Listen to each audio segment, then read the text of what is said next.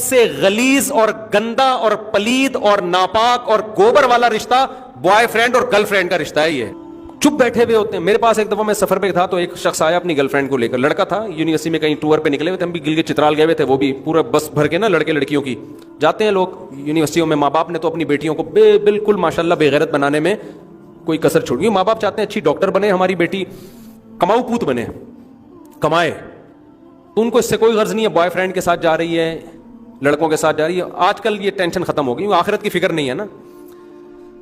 تو وہ آیا میرے پاس, کہہ رہے میری گرل فرینڈ ہے, آپ کو سلام کہہ رہی ہے, میں بھی آپ کو سلام کہہ رہا ہوں, میری گرل فرینڈ کے لیے کوئی حکم ہو تو بتائیے. میں نے کہا اس کو حکم یہ ہے, کوئی نصیحت ہو تو بتائیے.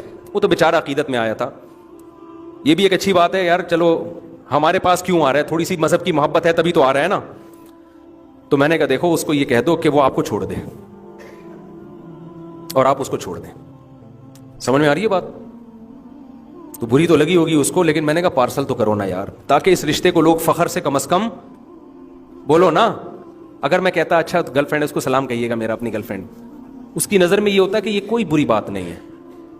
تو میں نے کہا یار آپ کی گرل فرینڈ نے جو کہا ہے کہ مفتی صاحب کو سلام پہنچا دیں اور کوئی نصیحت ہو, میں نے کہا پہلی نصیحت تو یہی ہے کہ وہ آپ کو چھوڑ دیں.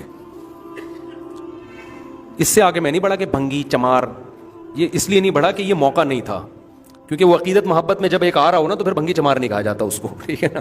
آپ کے تو عقیدت محبت میں نہیں, وہ ویسے ہی آ رہا ہے سلام دعا کے لیے, لیکن یہ بھنگیوں چماروں والا رشتہ ہے, یہ عزت داروں والا رشتہ بولو نہیں ہے. پھر مجھے بعد میں فوراً ایک دم بعض دفعہ ایمرجنسی میں کوئی بات ہوتی ہے نا, تو بعد میں مجھے خیال آیا کہ مجھے ایک جملہ ایڈ کر لینا چاہیے تھا کہ اگر اسی کے ساتھ رہنا ہے تو نکاح کر لو اور آ جاؤ, میں نکاح پڑھا دیتا ہوں یہیں پہ. ہمارے ساتھ اور بھی 2-3 علماء تھے, تو مجھے یہ خیال ہونا بعد میں خیال ہے کہ یار میں نے بڑا چانس مس کر دیا. میں ان سے کہتا, اس کی گرل فرینڈ سے بھی, اس کو بھی کہتا کہ اس پلید رشتے کو ایک جائز رشتے میں فوراً تبدیل کر لو, کوئی ٹینشن کی بات نہیں, ابھی دونوں آ جاؤ, گواہ بیٹھے ہوئے, ابھی نکاح پڑھا کے اس رشتے کو کیا کر دیتا ہوں, ایک جائز میاں بیوی بن جاؤ گے.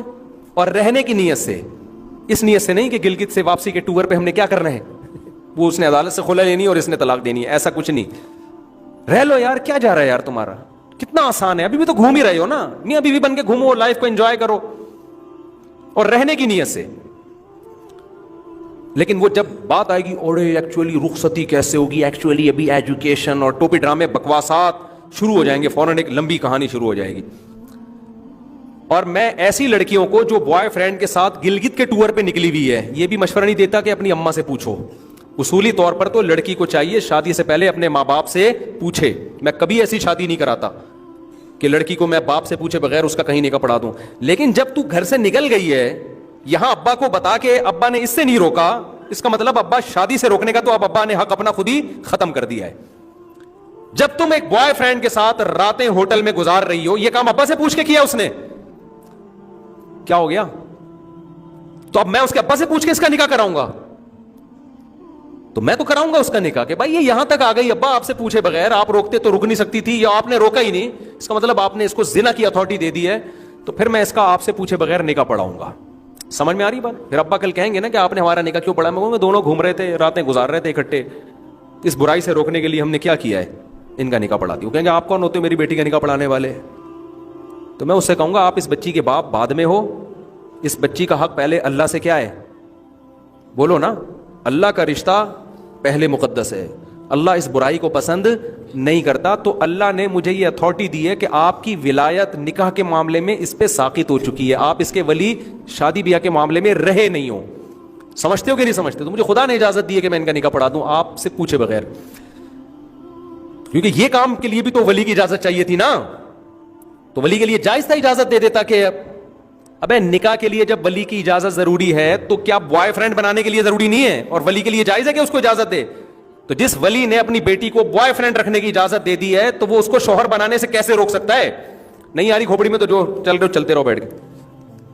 بل اصل بات میں یہ کر رہا تھا, جب کوئی بتایا کہ میری گرل فرینڈ ہے تو بولا یار بڑا گندا بھنگیوں والا کام کیا, اور صلاحیے کیسے آنا ہوا. آپ فوراً موضوع چینج کر دو, کیونکہ پھر وہ برسے گا آپ کے اوپر, تو کون ہوتا ہے مجھے روکنے والا. تو ایک دفعہ یہ پارسل کر دیا کرو تاکہ اس کو شاید اس کے ضمیر جاگ جائے کہ میں کوئی اچھا کام نہیں کر رہا, شاید اپریشیٹ نہ کیا کرو. اور گرل فرینڈ کا جو رشتہ ہے نا, یاد رکھو اس کے جوڑنے کا کوئی ثواب اسلام میں نہیں ہے. غیر مسلموں میں گرل فرینڈ کا کلچر ان کے کلچر کا حصہ بن چکا ہے. اسی وجہ سے یہ چیز مسلم سوسائٹی میں بھی امپورٹ ہو رہی ہے. خوب سمجھو, سب سے غلیظ اور گندا اور پلید اور ناپاک اور گوبر والا رشتہ بوائے فرینڈ اور گرل فرینڈ کا رشتہ ہے. یہ اتنا غلیظ رشتہ, کسی کو بتاتے ہوئے نا شرمایا کرو کہ میری گرل فرینڈ ہے. یہ ناپاک رشتہ ہے, اس محبت پہ کوئی ثواب نہیں ملتا. ان کا فزیکل ریلیشن ہوا, 4 گواہوں سے ثابت ہو گیا ان کمبختوں نے زنا کیا ہے, تو اسلام کہتا ہے ان کو کوڑے مارو.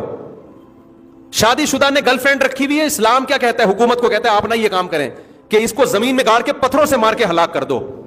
اور کنوارا یہ کام کرتا ہے, گرل فرینڈ رکھتا ہے, تو اسلام کیا کہتا ہے, چوک پہ 100 کوڑے مارو اس کو. اتنا غلیظ, اتنا گندا, اتنا پلید رشتہ کس کا؟ گرل فرینڈ اور بوائے فرینڈ کا. غیر مسلموں میں فخر ہے, پوچھتے ہیں آپ کی کوئی گرل فرینڈ ہے تو اس کو یہ تحفہ دیں. آپ زمین میں گڑ جایا کرو یہ بتاتے ہوئے کہ میری کوئی گرل فرینڈ ہے. نہیں آ رہی میرا خیال ہے بات سمجھ میں؟ گرل فرینڈ سے رشتہ جوڑو گے, خدا کی نظر میں ناپاک اور پلید بن جاؤ گے, زانی کہلاؤ گے. بیوی سے جتنا قریب ہوگے اللہ کی نظر میں اتنے ہی مبارک اور مقدس بن جاؤ گے.